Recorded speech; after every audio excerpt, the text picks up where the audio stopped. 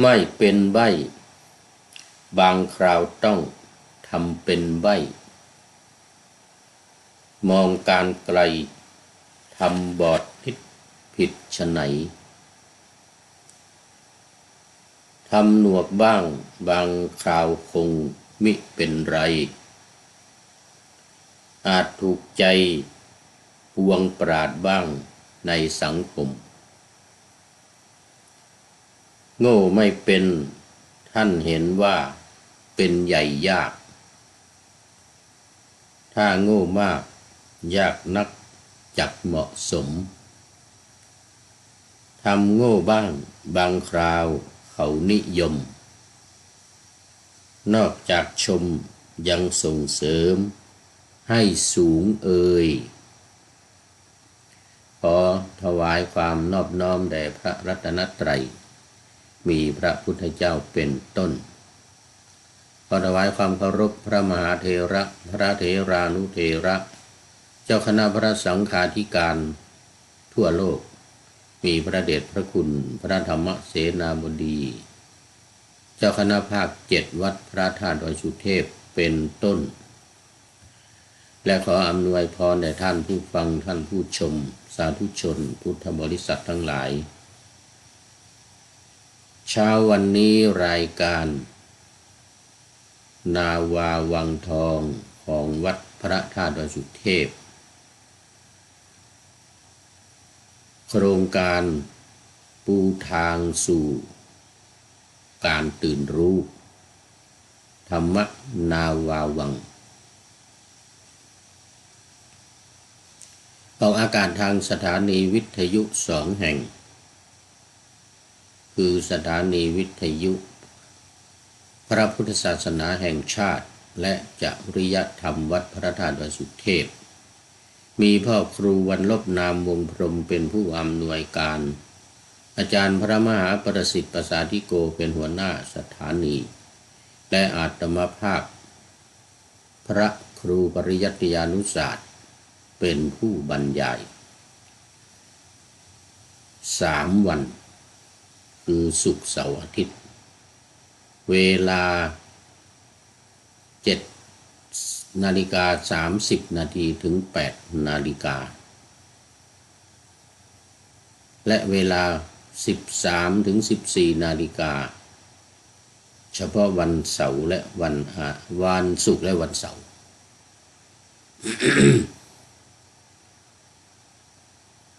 ด้วยระบบ FM 96 เมกะเฮิรตซ์2 สถานีวิทยุเพื่อการศึกษาพระพุทธศาสนาและวัฒนธรรมวัดฝายหินหรือสสว.ระบบ FM 104.50 เมกะเฮิรตซ์มีพระครูสมุวิศวรวรกิจโยเป็นผู้อำนวยการและเป็นหัวหน้าสถานีด้วยนำออกอากาศเวลา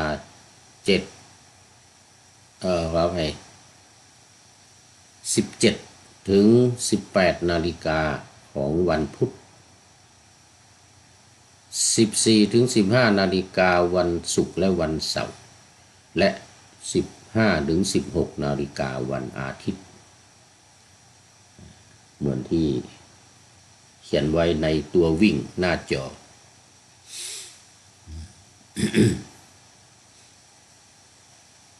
สำหรับวันนี้ก็บันทึกเสียงล่วงหน้ามาจากวัดโพศูนย์ปฏิบัติธรรมวัดพระธาตุดอยสุเทพบนเกาะอากุน่าเมืองทานลินประเทศเอสโตเนียผ่านทางระบบ Facebook Live สวัยเทพบุญสวัยและพระครูปริยัติยานุศาสตร์3 โปรไฟล์พร้อมกัน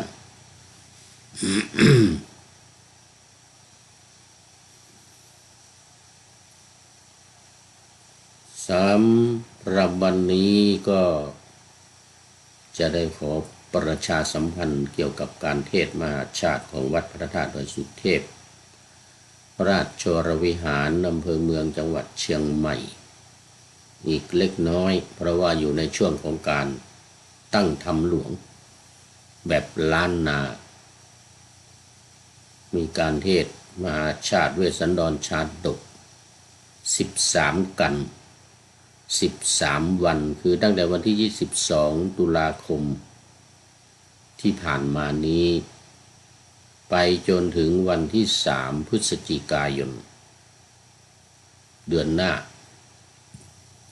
ก่อนวันเดือนยี่เป่งเนี่ยยี่เหนือนะนี่ยี่เป่งของภาคเหนือภาคกลางเป็นเดือน12วันเพ็ญเดือน12น้ำนองเต็มตลิ่งเนี่ยทางภาคเหนือนี่เรียกว่าเดือนยี่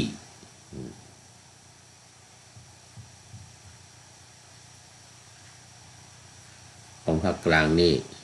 ยังไม่ถึงเดือนยี่เดือนหน้านี่จะเป็นเดือนอ้ายเดือน1เนี่ยเดือน1เป็นเดือนอ้ายแล้วเดือน3นี่เดือน2เนี่ยเป็นเดือนยี่ของภาคกลาง เดือนอ้ายเดือนยี่แล้วก็ไปเดือน3ของภาคกลางไปเดือน3ของภาคเหนือไปเดือน5แล้วเดือนพอตอนเดือนออกพรรษาเนี่ยเขาเรียกว่าเดือนเกี่ยงแทนที่จะเป็น11เนี่ยไม่เรียก11เรียกว่าเดือนเกี่ยงเดือนเกี่ยงเหนือก็คือเดือน11ของภาคกลางพอเดือน12ของภาคกลางอยู่ภาคเหนือก็เป็นเดือนยี่แล้วพอเดือนอ้ายของภาคกลางนี่เดือนเหนือภาคเหนือเป็นเดือน3เดือนยี่ของภาคกลางภาคเหนือเป็นเดือน4นะเดือน4พอภาคกลางเป็นเดือน3ภาคเหนือก็เป็นเดือน5มันก็ห่างกันไป2 เดือนภาคเหนือจะนำหน้าไป2 เดือนพอไปเลื่อน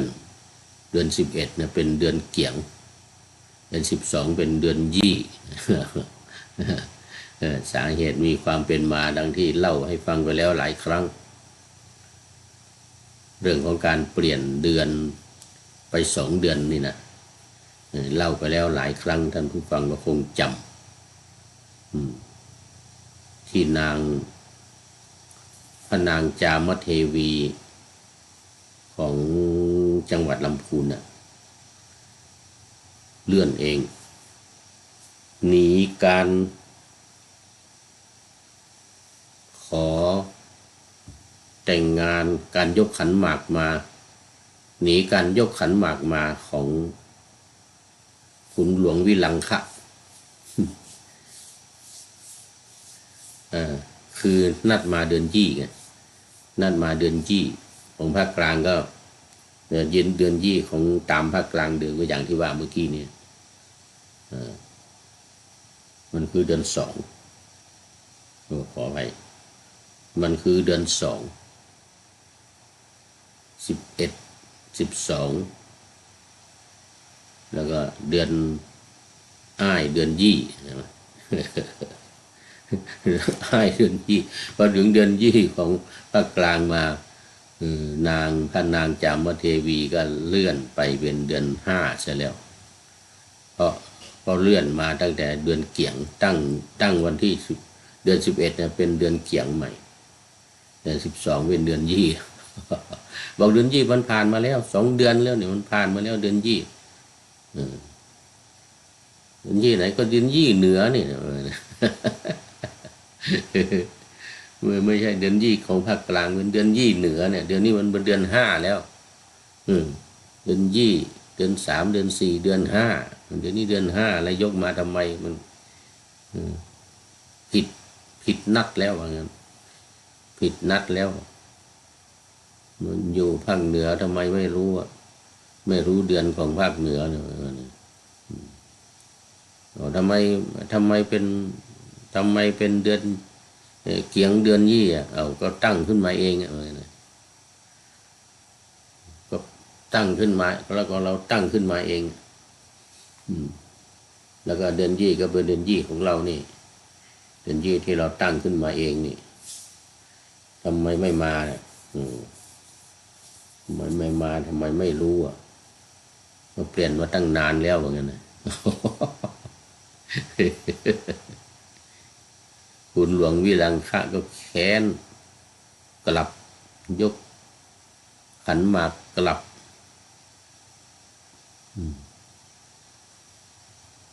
เจ็บใจ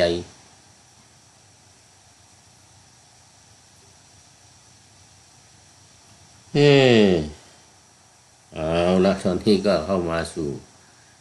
เนื้อหาสาระของธรรมะกันเลยวันนี้ยังอยู่ในเรื่องเดิมอริยสัจสี่หรืออริยสัจจะภาวนาในหนังสือเล่มอริยสัจจะภาวนานี่นะหน้าที่3ที่มีรูป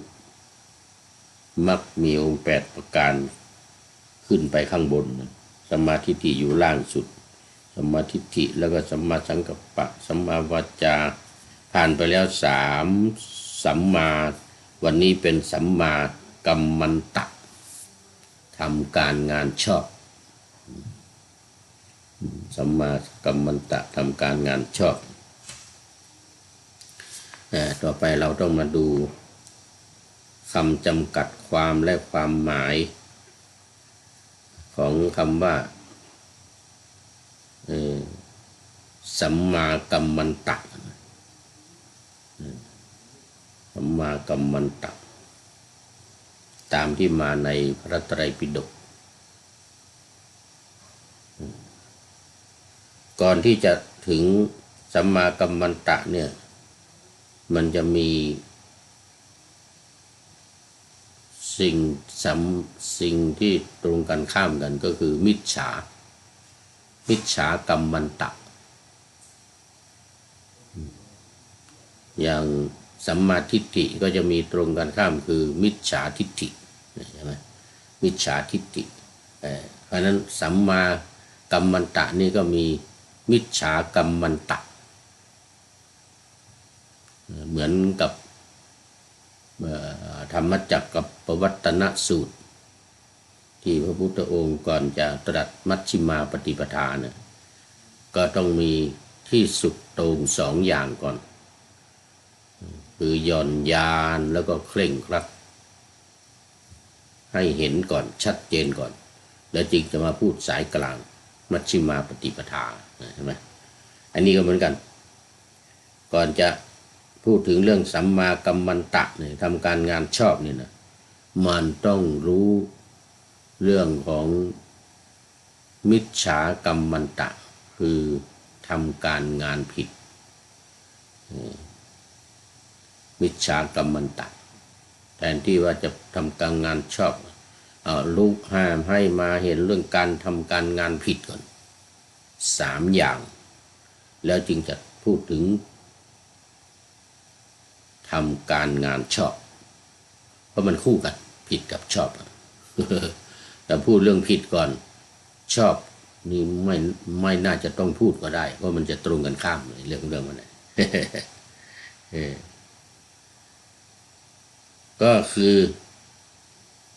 1การฆ่าสัตว์อันนี้เขาเรียกว่ามิจฉากัมมันตะทำการงานผิด2การลักทรัพย์นี่เป็นมิจฉากัมมันตะแล้วก็3การประพฤติผิดในเรื่องของกามเรื่องกาเมสุมิจฉาจารศีลข้อที่3คือการประพฤติผิดในสามีและภรรยาของคนอื่น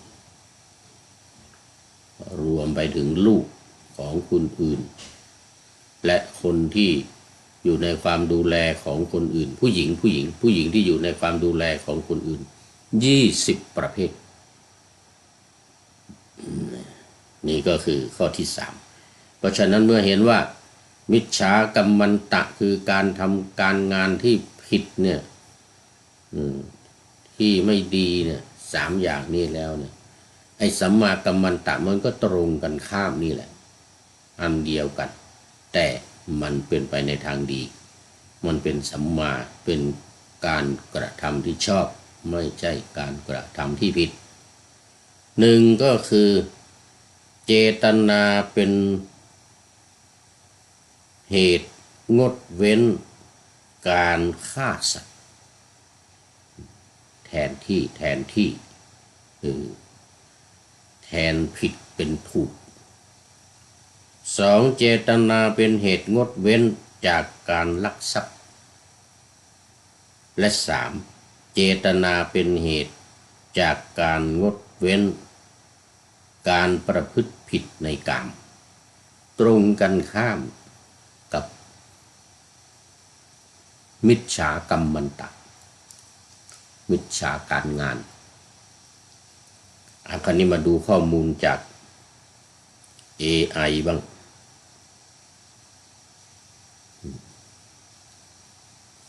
ข้อมูลที่ AI ไปรวบรวมมา มันคืออันเดียวกันนั่นแหละแต่ว่าก็จะมีข้อความที่แตกต่างกันไปแต่เหมือนกันใจความเหมือนกันแต่คำพูดการเขียนมันจะต่างกันไปนิดสัมมากัมมันตะคือการงานชอบแทนที่จะพูดว่าเจตนาเป็นเหตุงดเว้นจากการฆ่าสัตว์ก็เป็นว่าการงานชอบเป็นหนึ่งในมรรค8ซึ่งหมายถึงการประพฤติปฏิบัติที่ถูกต้องดีงามคือการเว้นจากการประพฤติชั่วทางกาย3อย่างyes come in อย่างได้แก่การฆ่าสัตว์ลักทรัพย์และประพฤติผิดในกามIt's yours. Milk Yes. Okay thank you สาธุอันนี้ท่านเจ้าอาวาสท่านอาจารย์อันดรุสขานอาจารย์ดรอันดรุสขานเอานมมาถวายนี่มาก็ยกขึ้นมาแล้วก็ดื่มซะหน่อย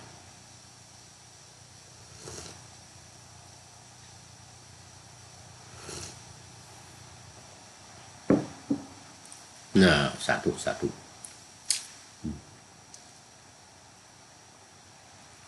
3อย่างก็อันที่มันตรงกันข้ามกับมิจฉากัมมันตะนั่นเอง3อย่างได้แก่การฆ่าสัตว์การลักทรัพย์และการประพฤติผิดในกามอันนี้เว้น3อย่างเนี่ยการฆ่าสัตว์ลักทรัพย์ประพฤติผิดในกามการปฏิบัติสัมมากัมมันตะคือการละเว้นความชั่วทางกายและดำรงตนอยู่ในศีลธรรมอันดีงามอันนี้ก็เป็นข้อความที่ AI พูดผิดไป AI ไปรวบรวมมาจากหนังสือจากความหมายที่เขาแปลไว้ในพระไตรปิฎกนั่นแหละทีนี้รายละเอียดก็คือว่าสัมมากัมมันตะเนี่ยเป็นหนึ่งในมรรค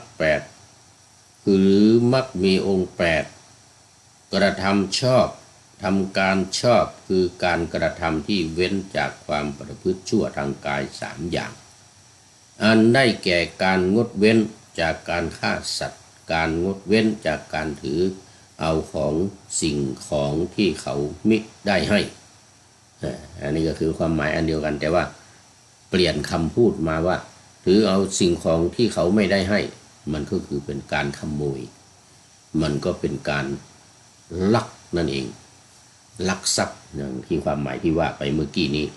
ลักทรัพย์หรือการขโมยเอาสิ่งของคนอื่นที่เขาไม่ได้อนุญาต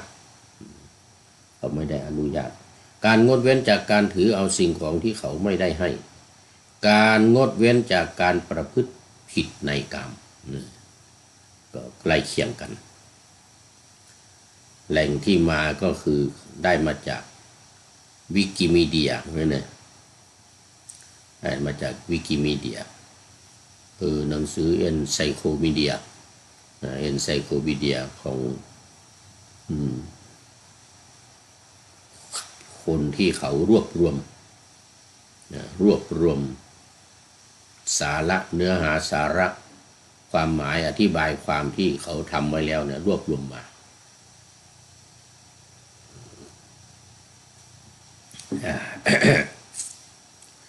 สัมมากัมมันตะเป็นหนึ่งในมรรคแปดหรือมรรคมีองค์แปดคือการกระทำที่เว้นจากการประพฤติชั่วทางกาย3อย่างอันได้แก่การงดเว้นจากการฆ่าสัตว์การงดเว้นจากการถือเอาสิ่งของที่เขามิได้ให้และการงดเว้นจากการประพฤติผิดในกามคือสามีหรือภรรยาของคนอื่นนี่ก็ที่มาที่ AI ไปค้นมาที่มาก็คือ1พจนานุกรมพุทธศาสตร์ฉบับประมวลศัพท์คือพระเดชพระคุณหลวงพ่อพระธรรมปิฎกประยุตโตซึ่งปัจจุบันนี้ก็คือท่านเจ้าพระคุณสมเด็จพระพุทธโฆษาจารย์วัดยาณเวศกวันจังหวัดนครปฐม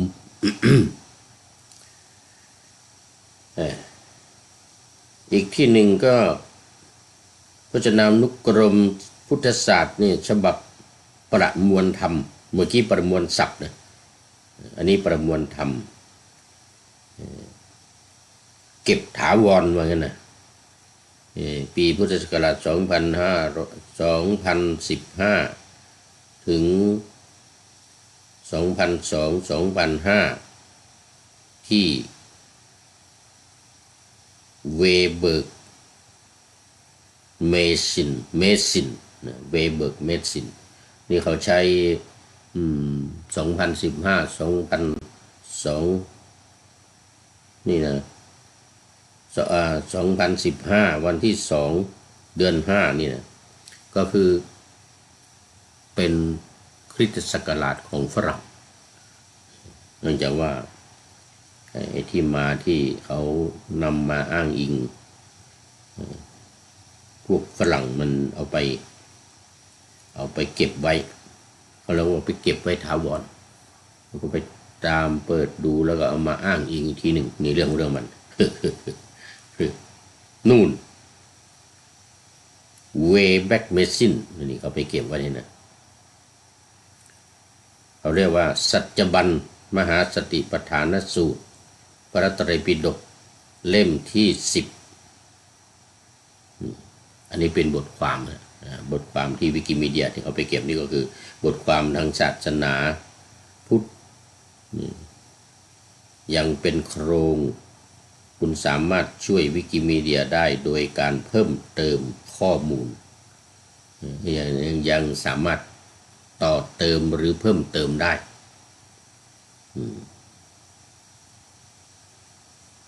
ต่อเติมหรือเพิ่มเติมได้นะเอาละอันนี้ก็เป็นคำจำกัดความที่มีหลักฐานมีที่มาอ้างอิงมีหลักฐานมีที่มาอ้างอิงเมื่อเราได้ทราบใจความ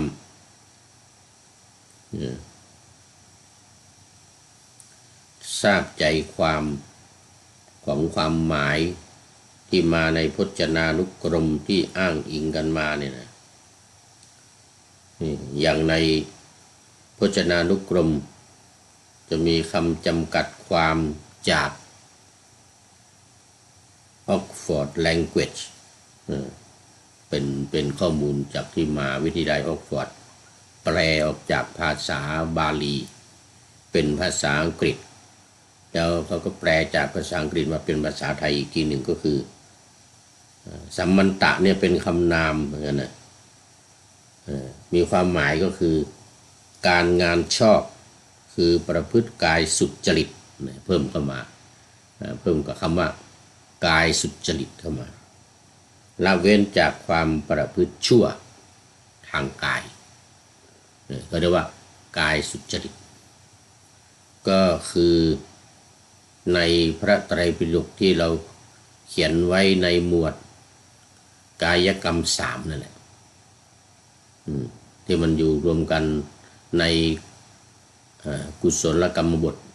10กายกรรม3วจีกรรม4มโนกรรม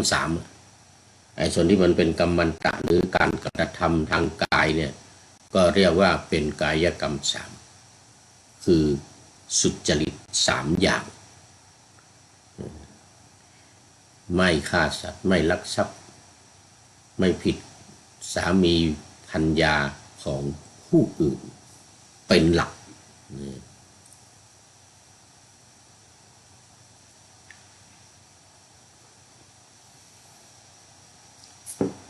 เนี่ยก็จะต่างกันไปนิดๆเพิ่มหน้าเพิ่มหลังเปลี่ยนตรงกลางบ้างอะไรบ้างอะไรอย่างเงี้ยแล้วก็มีแสดงเพิ่มเติมว่าคำแปลของสัมมากัมมันตะ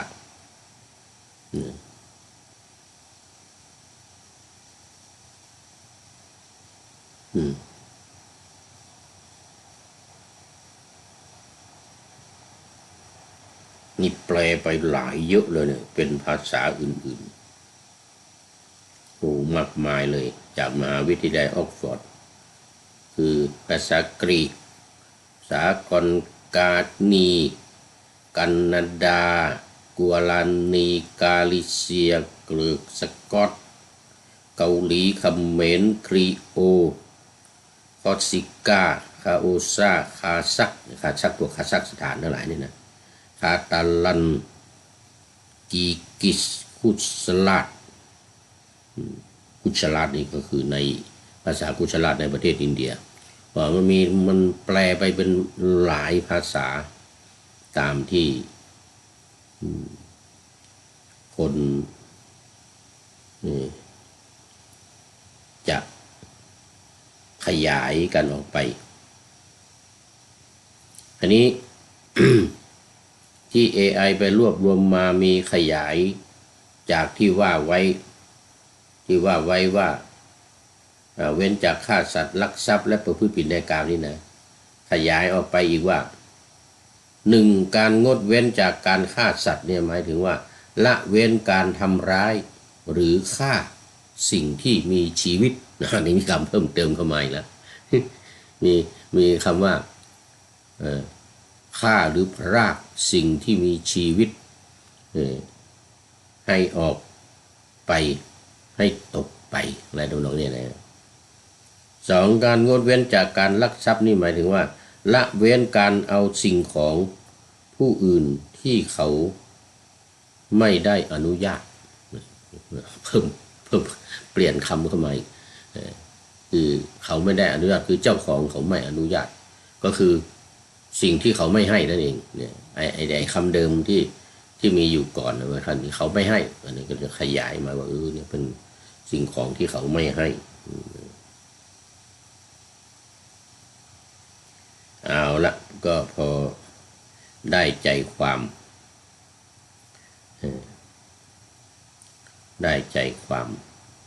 แล้วก็หมดเวลาพอดี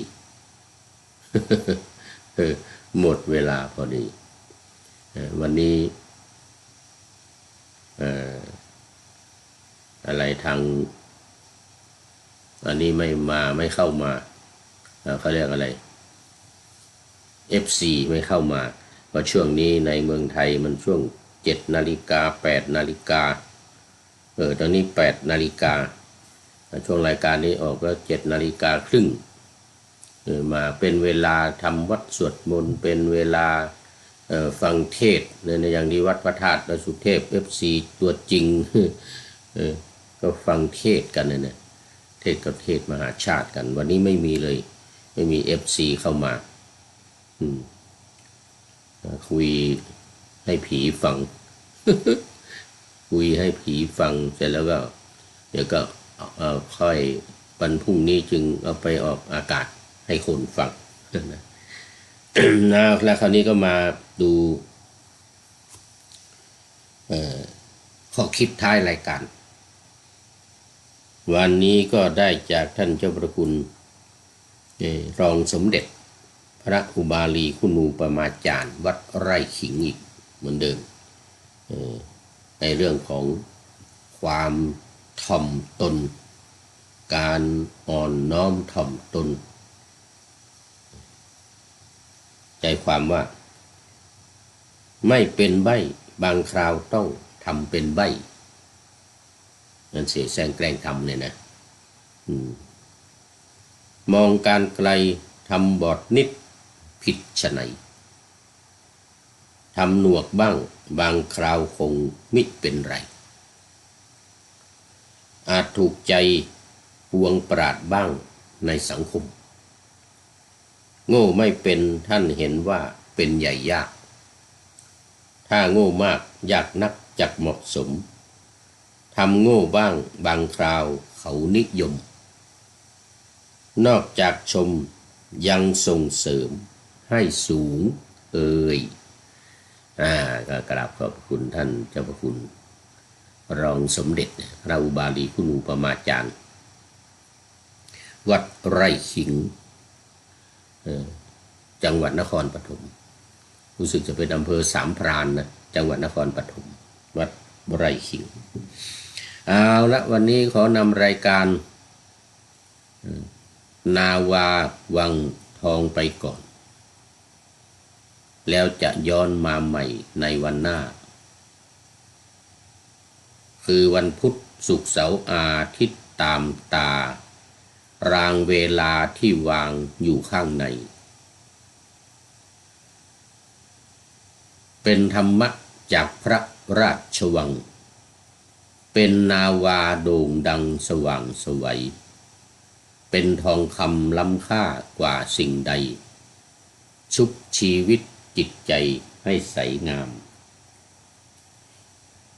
ขอเชิญท่านทั้งหลายนำไปท่องตามคุณของพระรัตนสามพุทโธเมนาโถ